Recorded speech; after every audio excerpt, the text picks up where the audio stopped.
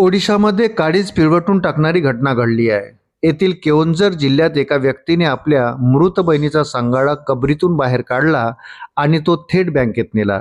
बहिणीच्या खात्यातून पैसे काढण्यासाठी तो मागील काही दिवसापासून वारंवार बँक अधिकाऱ्याकडे विनंत्या करीत होता। मात्र बँकेने दुर्लक्ष केल्यामुळे त्याने हे टोकाचे पाऊल उचलल्याचे सांगले जात आहे। ही घटना जिल्ह्यातील पटना पोलीस ठाण्याच्या हद्दीत येणाऱ्या मल्लीपशी गावात घडली आहे।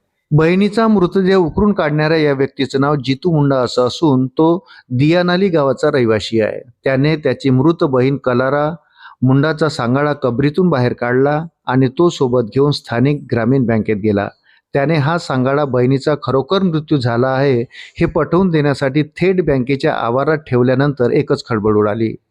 मिळालेल्या माहितीनुसार जितू मुंडाने बहिणीचा सांगाडा उकरून काढण्याआधी बँकेत अनेक फेऱ्या मारल्या होत्या। आपल्या मृत बहिणीच्या म्हणजेच कलारा मुंडाच्या खात्यातून पैसे काढण्यासाठी जितूने अधिकाऱ्यांकडे अनेकदा परवानगी मागितली होती।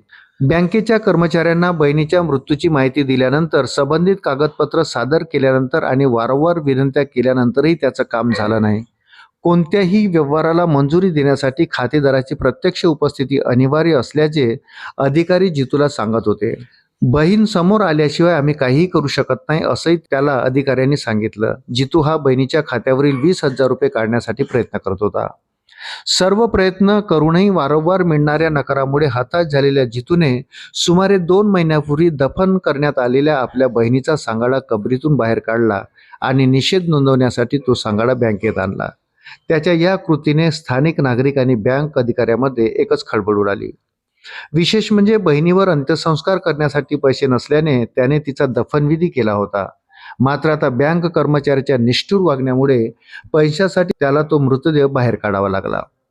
घटनेची माहिती मिळताच पटना पोलीस घटनास्थळी दाखल झाले आणि त्यांनी त्वरित हस्तक्षेप केला। पोलिसांनी परिस्थिती नियंत्रणात आणण्याचा प्रयत्न केला।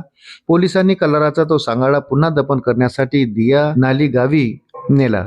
आतापर्यंत या घटनेबाबत बँक अधिकारी किंवा पोलीस यापैकी कोणतेही अधिकृत निवेदन जारी केलेले नाही। या घटनेमुळे सर्वजण हादरून गेले आहेत आणि या भागातील लोक बँक कर्मचाऱ्याच्या वृत्ती व वर्तणुकीबाबत प्रश्न उपस्थित करत आहेत।